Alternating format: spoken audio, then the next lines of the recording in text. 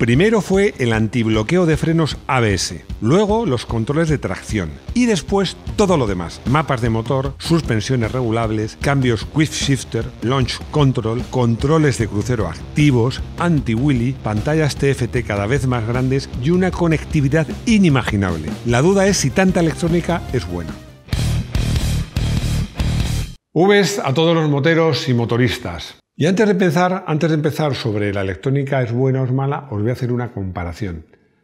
Voy a hacer una comparación con el mundo de los coches, porque os voy a decir una cosa. Tengamos claro que somos unos afortunados. ¿Por qué? En moto siempre te lo pasas bien. Coges la moto para ir a trabajar y te lo pasas bien. En el coche, coges el coche, te metes en el atasco, bueno, oyes la radio o hablas por manos libres, pero no te diviertes conduciendo. Pero en moto te diviertes conduciendo siempre. Esto es relevante. Cuando lleguemos al final del vídeo os explicaré por qué, ¿no? Y también os voy a decir otra cosa. Tendría que decir somos muchos los aficionados a los coches que nos quejamos de que tantas ayudas electrónicas en los coches, pues que filtra las sensaciones, que es muy intrusivo, que nos impide hacer según qué cosas. Hay una cosa que está clara, todas estas ayudas electrónicas en los coches consiguen que los coches sean más seguros. Eso no hay ninguna duda. ¿Evitan accidentes? Sin duda, seguro. ¿Qué hacen la conducción de los coches un poco más aburrida? Pues yo diría que en opinión de algunos, incluida la mía, y en según qué condiciones y qué casos, pues sí. Pero vamos a volver al mundo de las dos ruedas, que es lo nuestro. Esto ya sabréis, ya os fundamentaré por qué os he hecho este todo comentario. Como sabéis, recientemente, algunos de vosotros sabéis, si nos seguís en Moto1 Pro, que recientemente he estado probando una moto que me ha encantado. Para mí es probablemente la mejor moto en este momento de las superdeportivas, la Aprilia RSV4. Además la versión Factory, que la probé en el circuito de Cheste, es una moto que, como sabéis, tiene 217 caballos. Y esta moto nos va a servir como referente para hablar de motos con ayudas electrónicas. ¿Por qué? Porque esta moto tiene muchos y muy buenos sistemas de ayudas electrónicas. Rápidamente voy a tratar de hacer un repaso a todos ellos. Y lo voy a leer para no equivocarme. ATC, control de tracción ajustable en marcha en 8 niveles. AWC, Aprilia Wheelie Control, con 3 niveles de actuación para evitar que se nos levante la rueda delantera. ALC, Aprilia Launch Control, ajustable en 3 modos para hacer salidas explosivas. AQS, Aprilia Quick Shift, asistente electrónico para subir y bajar la marcha sin tocar el embrague y sin cortar el gas. APL, Aprilia Pit Limiter, para limitar la velocidad por la que circulamos en el pit lane. ACC, Aprilia Control Cruise, control de velocidad de crucero. AEB, es control de freno motor que se puede ajustar en 3 niveles. ARLM, Aprilia Mitigation, que mitiga la elevación trasera y que actúa en las frenadas más fuertes. ABS Cornering, con ayuda en curva, con 3 niveles de intervención y que permite desconectar el tren trasero. Hay muchas deportivas, no todas, pero muchas que cuentan con estas ayudas, ¿no?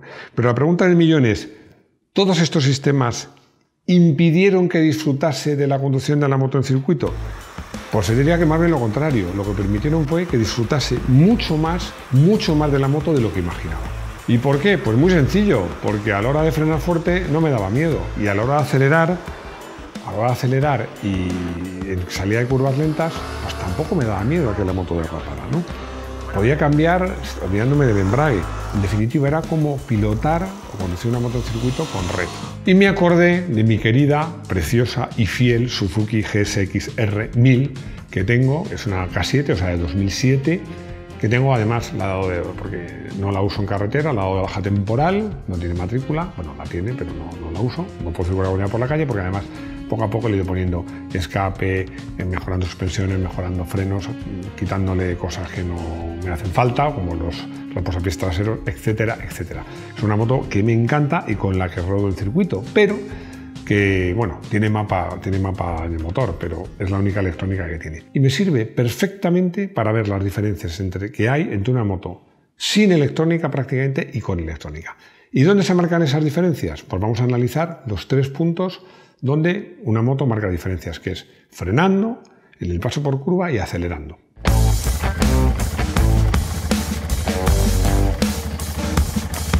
Personalmente, para mí en una moto, el momento de frenar, más que frenar os diría, en el momento en que frenas y giras me parece el momento más delicado. De hecho, yo a la gente en carretera o que empieza le digo siempre, ojo, en moto o giras o frenas. Es mejor hacer una cosa u otra, pero en circuito no puede ser así. Porque en circuito, frenando duro empiezas a tumbar y sigues frenando. ¿Por qué? Porque lo que intentas, lógicamente, es acercar el momento en que dejas de frenar al momento en que comienzas a acelerar.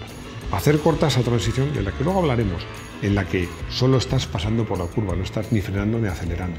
Eso tratas de hacerlo. Claro, aquí la diferencia que tienes en una moto con ABS y sin ABS es brutal, porque con ABS no te da miedo. Sabes que no vas a bloquear o a perder tracción y se te va a cerrar la dirección. Es mucho más difícil. No digo imposible, pero es mucho más difícil. O sea que en este caso, me acuerdo mucho de un amigo mío periodista que dice que cuando frenas muy fuerte y tienes que girar, el culo se te llena de preguntas. Yo creo que es una expresión americana, pero que, bueno, yo creo que viene muy al pelo. También os digo una cosa, esto es en circuito, en carretera es peor, porque en carretera cuando llegas a una curva más deprisa de lo que te gustaría, ¿qué haces? Si frenas fuerte y giras, pues te sientes intranquilo, pero si frenas flojo es que te abres, ¿no? Y no puedes tomar la curva, te sales o invades el carril contrario. Con lo cual, está claro que en la fase de frenada y en la fase de frenar y sobre todo de frenar y girar, tener un ABS es una ventaja decisiva. Y os digo una cosa, con la Aprilia era una moto que no conocía, en un circuito que conocía poco y una moto más potente que la mía. Y frenaba con más seguridad que con mi querida Suzuki en mi no menos querido Jarama.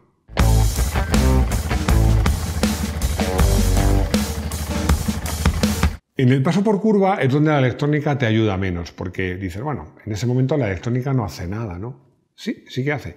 Porque, por ejemplo, la Aprilia Factory tiene unas suspensiones que, como dijo un amigo mío, piensan por ti.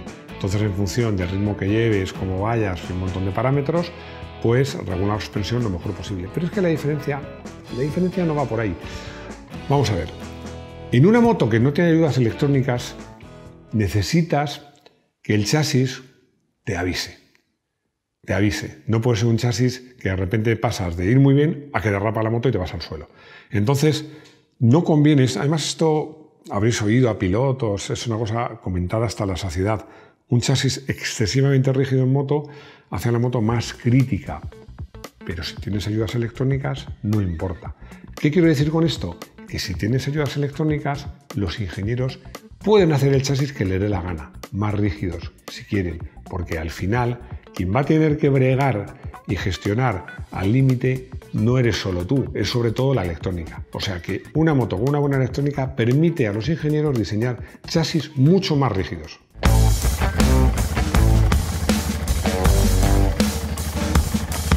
Para mí, os decía que el momento más crítico es la frenada y girar, pero el momento donde más agradeces o más notas las ayudas electrónicas es acelerando fuerte. Sobre todo a la salida de curvas lentas. ¿Por qué?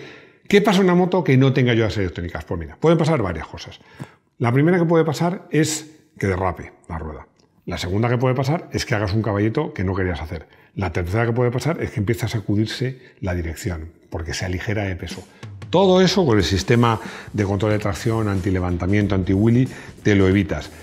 Yo, con mi Suzuki, sobre todo en curvas lentas, salgo, ya lo he dicho muchas veces, conducir en marchas largas y peino muy suavemente el gas. No quiero decir que con la Suzuki, que con la Aprilia llegara a la curva y hiciera raca. No, ni mucho menos. Pero era mucho, mucho más agresivo. Es cierto que alguna vez he conseguido con mi Suzuki, esto es un poco de publicidad, sobre todo en Bugatti, creo que un par de veces, llegar a ese punto que consigues que derrape y ves por el espejo cómo dejas una marquita negra, que pienso, ¿dónde están los fotógrafos? Por favor, que alguien fotografíe esto, que he conseguido derrapar y no irme al suelo, ¿no? Pero bueno, como os decía, con la Aprilia, en esos momentos de acelerar, toda la electrónica te daba una paz de espíritu y una tranquilidad increíbles. Pero es que además acelerando, con el cambio Quick Shifter, que no necesitas ni usar el embrague, ni cortar el gas, te ayuda mucho. Te ayuda tanto que yo a mi Suzuki se lo he puesto. Pero el día que lo estrené, ¿qué pasó? Bueno, pues pasó que salí de una curva lenta peinando el gas, como os digo, en segunda, pero cuando estaba acelerando ya bastante, cambié a tercera y empezó a hacer un caballito. ¿Por qué? Porque claro, normalmente el instante de coger el embrague era suficiente para que la moto cargara peso en la rueda delantera, pero con el quick shifter no existe esa transición, sigue acelerando. La Aprilia, como tiene el sistema anti-caballito y anti-wheelie, pues no tienes ese problema. Pero el cambio, honestamente, el cambio sin embrague me parece una maravilla.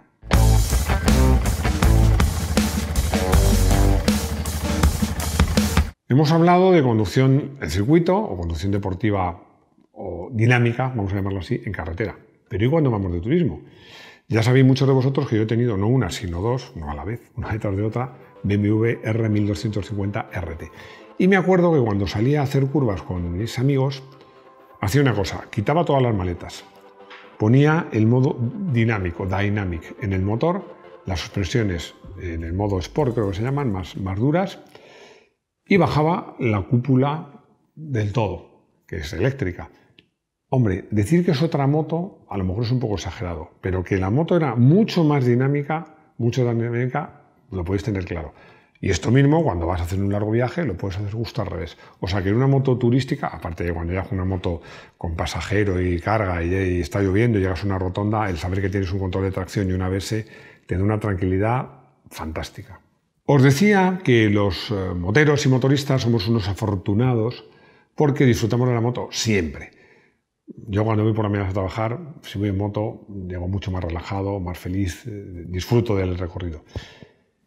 Y decía, y yo os contaré, ¿por qué os cuento esto al principio? Porque pasa lo mismo. Quería llegar al final. La electrónica de las motos, en mi opinión, es muy recomendable, las subidas electrónicas, muy recomendable. Porque es cierto que los coches pueden quitar cierto placer de conducción, pero en las motos, al contrario, te hacen mejor piloto, te hacen mejor conductor, hacen tu moto más segura y hacen que puedas disfrutar más y pases menos miedo. Así que yo, desde luego, mi opinión es clarísima. ¿Las ayudas electrónicas a la conducción en moto? Por supuesto, sí. Llegamos a nuestra sección de la anécdota del día, que esta vez no va a ser una anécdota mía, ¿no? Va a ser una anécdota de un piloto que os acordaréis todos vosotros, que es Alex Barros. Alex Barros, que en su última temporada corría con una preciosa Ducati Sesmo 16, una GP7 que tenía distribución desmodrómica y mucha electrónica. A algunos os sonará que es la distribución desmodrómica, a otros no, os lo cuento rápidamente. En un motor normal, el árbol de leva baja la válvula y luego un muelle la levanta. En la distribución desmodrómica hay una leva que baja la válvula y otra que la sube. Con lo cual consigues dos cosas. Que puedes revolucionar más el motor, porque hay veces que el muelle no es suficientemente rápido y la leva sí.